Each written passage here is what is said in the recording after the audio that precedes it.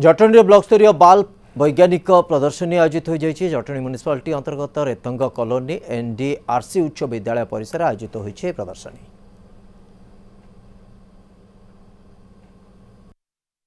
आज ब्लॉक स्तरीय विज्ञान मेला एनडीआरसी सरकारी उच्च विद्यालय रे होउछि। बहुत भल भाव स्कूल आयोजन करिछि ब्लॉक लेवल प्रोग्राम को। एथिरे 100 रु अधिका प्रोजेक्ट आमर आछि गवर्नमेंट एवं गवर्नमेंट एडेड स्कूल रु पिला माने नेकी आछंती।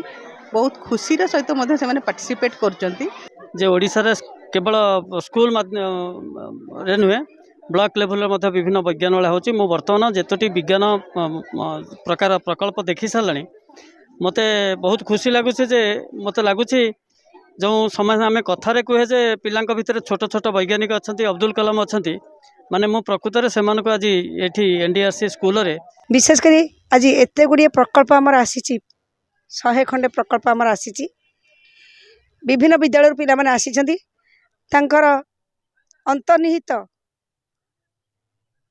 शक्तिर विकास पाई विज्ञान जे केते आवश्यक। कारण यही जुगरे विज्ञान जेते मात्रा अग्रगति करिछि छोट छोट कुनी कुनी वैज्ञानिक मानक जो प्रोजेक्ट देखिले बा प्रकल्प गुड़िक देखिले